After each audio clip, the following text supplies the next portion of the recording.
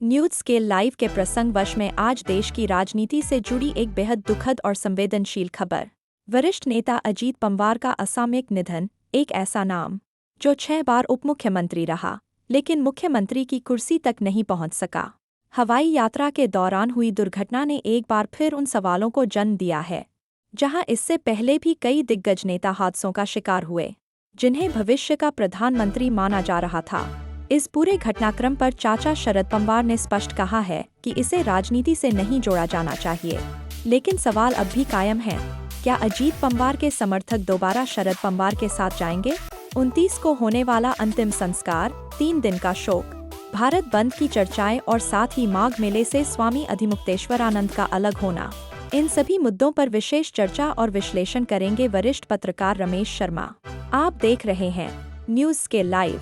नमस्कार। प्रसंगस में आप सभी का स्वागत है। प्रसंगस में आज बात करेंगे दुख भरी खबर की। हालांकि ऐसा होता आया है, दुर्घटनाएं होती है, प्लेन भी क्रैश होते हैं, लेकिन कई ऐसी दुर्घटनाएं आती है जो इतिहास बना के चले जाती है। ऐसा ही इतिहास आज महाराष्ट्र में देखने को मिला, सुनने को मिला, और ये खबर आग की तरह फैल गई कि एक हेलीकॉप्टर जिसमें महाराष्ट्र के उप मुख्यमंत्री अजीत पवार अपने क्षेत्र में चुनावी सभाओं को संबोधित करने के लिए जा रहे थे, वहाँ जब लैंड कर रहा था उनका हेलीकॉप्टर, तो रनवे से नीचे उतर गया, आग लग गई। आग इतनी भयानक थी कि वहीं दुर्घटना स्थल पर ही हेलीकॉप्टर में सवार सभी लोगों की मौत हो गई। सबसे बड़ी दुखद बात यह है कि अजीत पवार महाराष्ट्र में अपने एक अलग से पहचान बना चुके थे। अकेले वो ऐसे एक महाराष्ट्र के नेता थे जिन्होंने 6 बार तक महाराष्ट्र के डिप्टी सीएम का पदभार भी संभाला। इसके अलावा 20 साल की आयु में उन्होंने राजनीति में प्रवेश किया। राजनीति में प्रवेश करने के बाद में कई बार उतार चढ़ाव भी आते हैं, लेकिन वो ऐसी शख्सियत थे अजीत पवार कि जिन्होंने 1990 में राजनीति में उतरने के बाद में अजय, मतलब बिना हारे, हर विधानसभा के चुनाव में जीत ही हासिल की, कभी हारे नहीं हो। इससे सबसे बड़ी विडंबना यह है कि उनका सपना और उनके चाहने वालों का सपना, जो उनके शुभचिंतक थे, उनका सपना ये था कि अजीत पवार एक बार मुख्यमंत्री बने महाराष्ट्र के। महाराष्ट्र के मुख्यमंत्री बनने के लायक भी इसलिए थे कि उनके निधन के बाद में जिस प्रकार से प्रधानमंत्री नरेंद्र मोदी ने उनकी प्रशंसा की है, खुद मुख्यमंत्री फडणवीस ने उनकी जो प्रशंसा की है, जिसको प्रशंसा के बारे में जो उन्होंने हवाले दिए हैं, उससे उनकी योग्यता जाहिर होती है।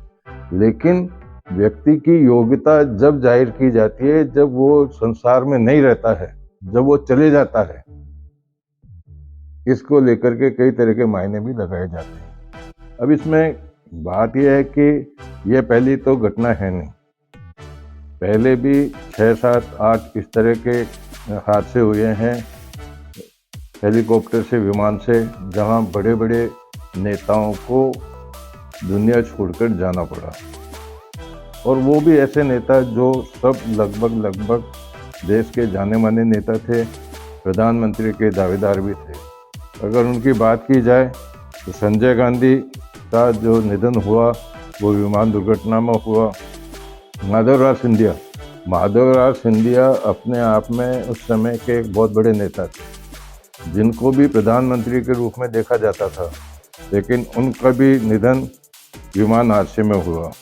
जीएमसी के बाल योगी, जो अपने आप में एक शख्सियत थे, एक हेलीकॉप्टर की दुर्घटना में उनको भी भगवान का प्यारा होना पड़ा। इसी तरह से राजनीति से अलग हट कर के बात करें तो जनरल बिपिन रावत एक ऐसा नाम था हिंदुस्तान की सेना में जिन्होंने अपनी पहचान बनाई थी। उनका भी निधन हेलीकॉप्टर की एक दुर्घटना में हुआ। होमी जहांगीर भाभा मतलब जो एक बड़े वैज्ञानिक थे, उनका भी एक विमान हादसे में निधन हुआ।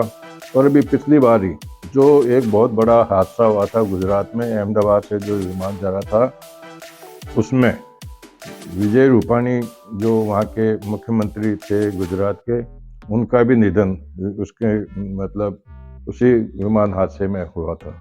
और उसके बाद में अभी आज हाल अजीत पवार का जो निधन हुआ है, जिससे उनके चाहने वाले और सबसे बड़ी बात है कि केवल उनके पार्टी के लोग ही नहीं, उनके समर्थक ही नहीं, जो अन्य पार्टी के नेता थे उनको भी काफ़ी शौक हुआ है।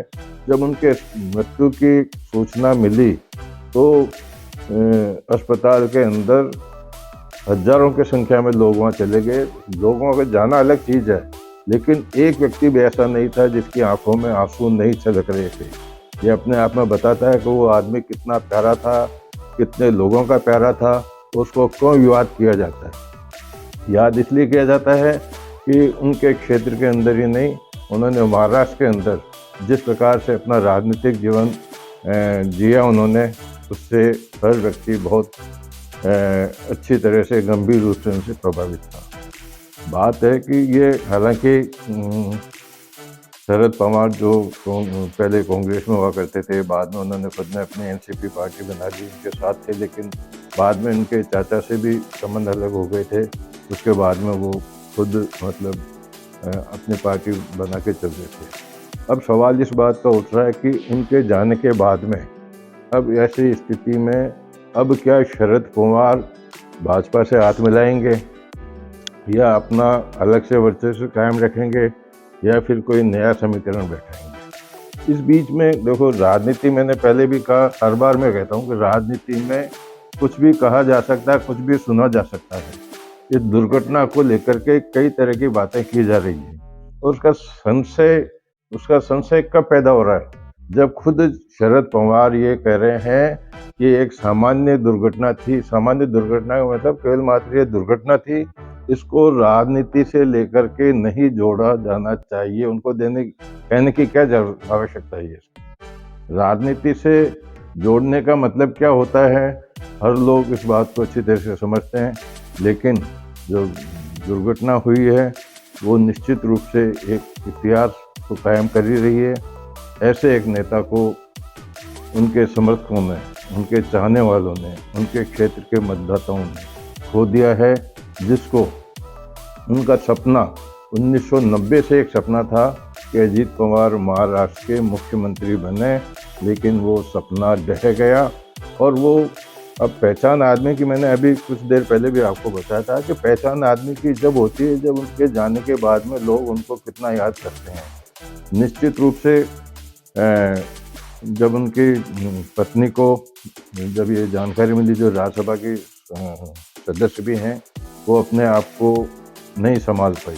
उनको इतना दुख हुआ कि जब उनको ये सूचना मिली तो उनके परिवारजनों ने, उनके समर्थकों ने तो काफ़ी सांत्वना दी, लेकिन वो अपने आप को ये समाचार जान करके स्थिर नहीं कर पा रही थी। अब 3 दिन का वहाँ शोक कर दिया गया है और कल उनके पैतृक गांव के अंदर उनका अंतिम संस्कार किया जाएगा, जहां प्रधानमंत्री नरेंद्र मोदी सहित देश के कई केंद्रीय मंत्री, कई मुख्यमंत्री भी वहां पहुंचेंगे। उनका शव दर्शनों के लिए वहां रख दिए, उनके विधानसभा क्षेत्र में रखा गया है, जहां श्रद्धांजलि देने वालों का तांता लगा हुआ है। तो हम भी उनको श्रद्धांजलि देते हैं। भगवान उनको अपने चरणों में शरण दे। चलते चलते बात कर लेते हैं कि आखिर में शंकराचार्य स्वामी अधिमुक्तेश्वरानंद जी महाराज ने आज प्रयागराज छोड़ दिया। वो बेले में जिस प्रकार से अन्न और जल त्याग करके उनको शाही स्नान में संगम तक नहीं जाने दिया गया, उसको लेकर के पिछले 1 सप्ताह से वो आंदोलनरत थे। लेकिन उन्होंने जाते जाते कह दिया कि मैं भरे मन से मैं यहाँ से जा रहा हूँ, मेरा मन प्रयागराज में बसा हुआ है। लेकिन जिस प्रकार से मेरे साथ में जो दुर्व्यवहार किया गया है, मेरे समर्थकों के साथ में जो दुर्व्यवहार किया गया है, उसको आगे जा कर के मैं सोचूंगा कि आखिर में ऐसा हुआ क्यों। कुल मिलाकर के आज के प्रसंग को यहीं विराम देते हैं। एक बार और बता देते हैं कि यूजीसी के मामले में भी बहुत बड़ा अब एक आंदोलन का रूप ले लिया है और जहाँ तक सूचनाएं मिल रही है जगह जगह से 1 फरवरी को इसके विरोध में पूरा भारत बंद होने की संभावनाएं जताई जा रही है। नमस्कार, आज के प्रसंग को यूं विराम देते हैं। कल फिर किसी प्रसंग के साथ मैं आपके सामने उपस्थित होंगे।